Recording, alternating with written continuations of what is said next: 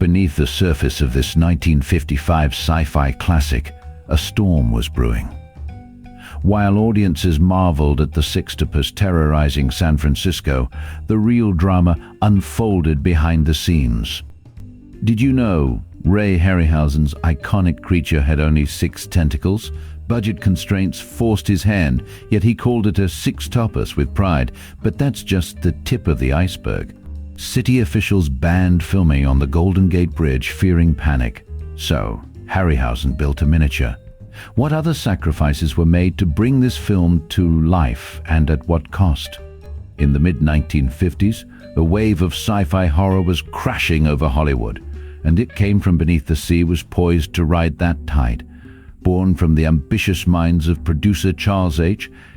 Schneer and special effects pioneer Ray Harryhausen, this film was more than just a monster movie. It was a labor of love, a testament to what could be achieved with limited resources and boundless creativity. Schneer and Harryhausen's partnership began here, a collaboration that would span decades, but it wasn't without its challenges. With a shoestring budget, Harryhausen had to think outside the tank, literally. He crafted his iconic octopus model with just 6 tentacles, coining it the sextopus, and carefully framed shots to hide the creature's anatomical inaccuracy. It was a small compromise for a big vision, to bring a colossal, radioactive octopus to life, terrorizing San Francisco and captivating audiences. But behind the scenes, the real struggle was keeping the production afloat. From makeshift sets to tight schedules, every corner cut was a gamble. Kenneth Tobey, fresh off his military roles in The Thing from Another World and The Beast from 20,000 Fathoms, stepped into the uniform of a Navy commander, completing his trifecta of service roles. Yet, despite the film's eventual cult status, its journey was marked by hardship. What could have been a groundbreaking masterpiece was instead a battle against the odds, a story of ambition meeting reality.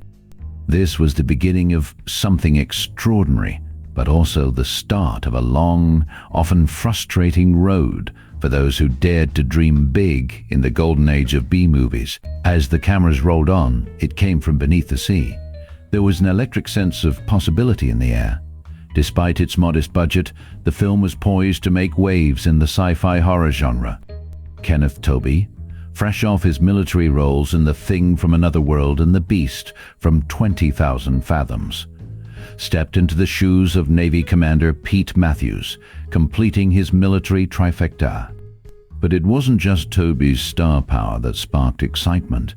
It was the sheer audacity of the concept. A giant octopus terrorizing San Francisco. In 1955, that was groundbreaking. Ray Harryhausen, the mastermind behind the film's special effects, even bought the model for the doomed ship from a 5-and-dime store, proving that creativity could thrive on a shoestring budget. Most scenes were shot in a single take, a testament to the cast and crew's determination to make every dollar count.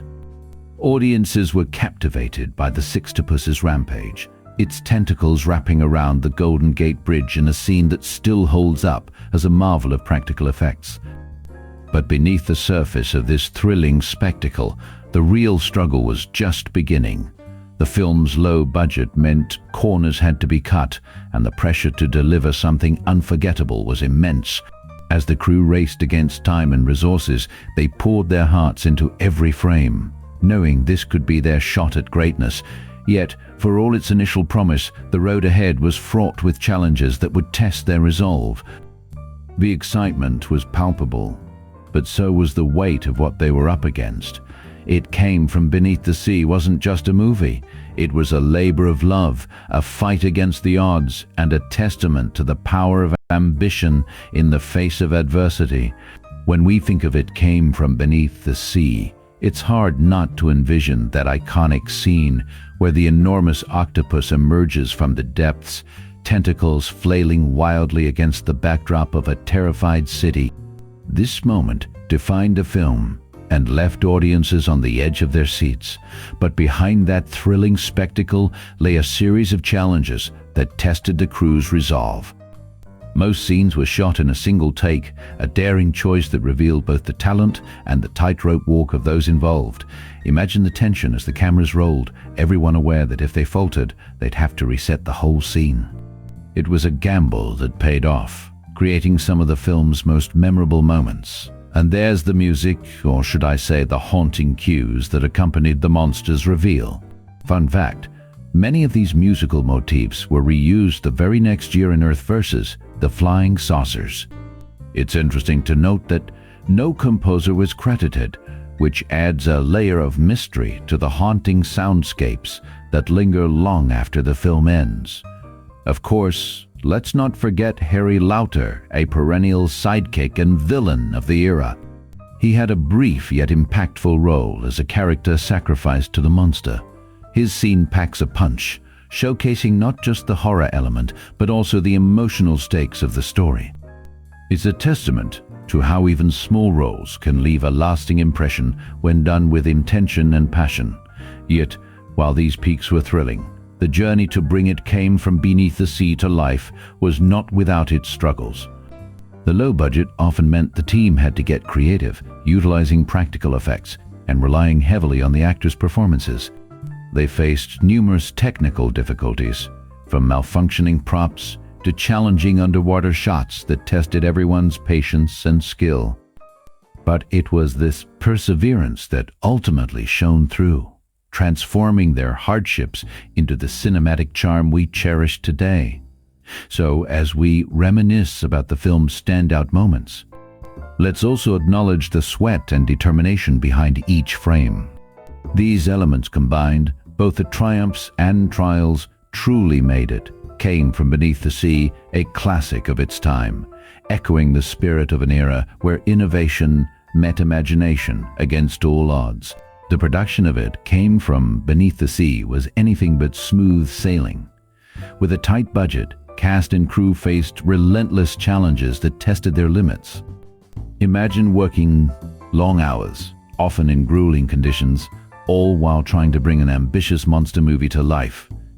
The team was determined, yet the weight of the project began to take its toll. Crew members often pulled double shifts, pushing through fatigue just to meet deadlines. And it wasn't uncommon to see them catching quick naps in between takes. One notable moment came during a particularly intense scene involving the creature's attack. The special effects team was laboring under pressure, trying to ensure that the octopus looked terrifyingly real. They had to improvise with what they had, creating tension not just on screen, but behind the scenes as well. As for the cast, they embraced their roles with a mix of enthusiasm and exhaustion. Robert Gordon and Kenneth Tobey, who played the leads, formed a camaraderie that helped lift spirits during those tough days. Of course, there were lighter moments too, like when perennial Western sidekick Harry Lauter showed up for his brief but memorable role as a character sacrificed to the monster. He was no stranger to being the guy who gets eaten, having been in a similar position in Earth vs.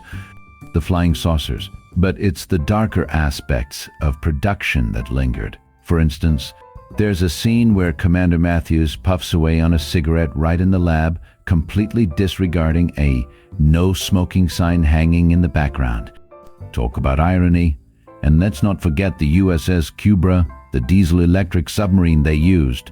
It was a reliable vessel, but every time it surfaced for a shot, the crew held their breath, hoping everything would go smoothly. This film may not have reached critical acclaim, but the struggles faced by everyone involved made it came from Beneath the Sea, a testament to the resilience of its creators. They faced the abyss together, and in doing so, they created something unforgettable, if not perfect. As the production of E came from Beneath the Sea began to take shape, early signs of trouble started to surface. With tight budgets and ambitious plans, the atmosphere on set became increasingly fraught. Cast and crew members were working long hours and tensions ran high. It was during these grueling days that accidents began to happen. Equipment failures, minor injuries, and a general sense of unease crept into daily life. The once vibrant energy turned into whispers of frustration and exhaustion. Even the iconic scenes like the one featuring the USS Cubra were marred by issues. The model work, while impressive, faced its own hurdles. The miniatures of cars and the Golden Gate Bridge, crafted from lead, were delicate and prone to mishaps.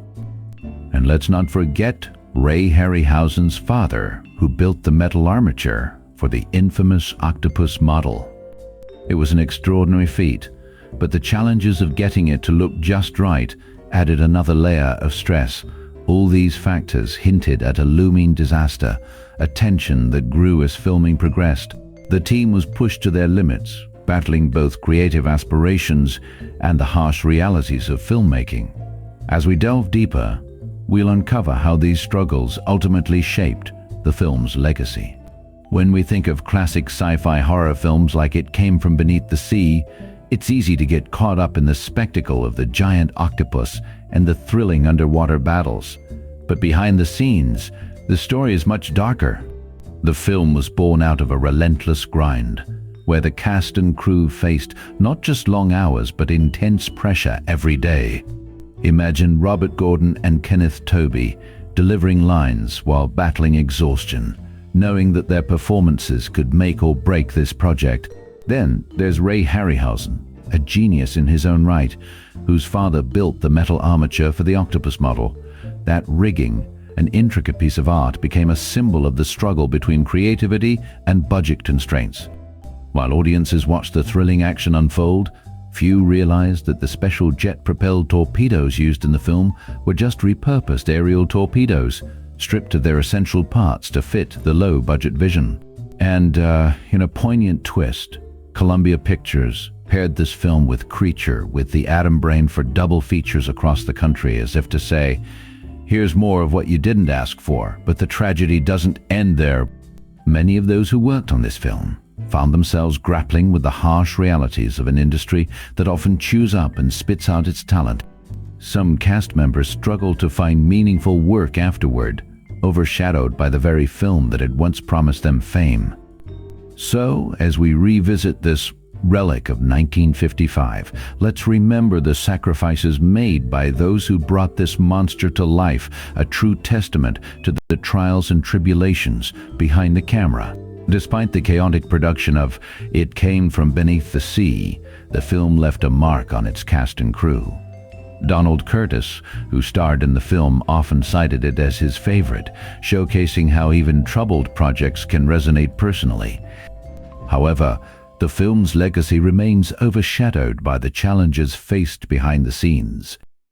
With tight budgets leading to compromises, like the creative use of stock footage from real submarines, the crew had to adapt creatively. But this often resulted in a final product that struggled to impress critics, landing a modest rating of 5.9/10. The film was nonetheless paired with Creature, with the Atom Brain across the US, ensuring it reached audiences, while the giant octopus became a memorable icon. It's a bittersweet reminder of the hurdles overcome and the careers impacted by this cinematic adventure, threading a narrative of resilience amid struggles. As we reflect on It Came from Beneath the Sea, we're reminded that every creature lurking in the depths has its own story. The resources used, like the USS Twining and the unpermitted shots of the Golden Gate, remind us of the sacrifices made for art. While this film holds a nostalgic charm, it's crucial to honor those who work tirelessly behind the scenes. Their challenges and triumphs echo through time, revealing a complex legacy that deserves our somber appreciation.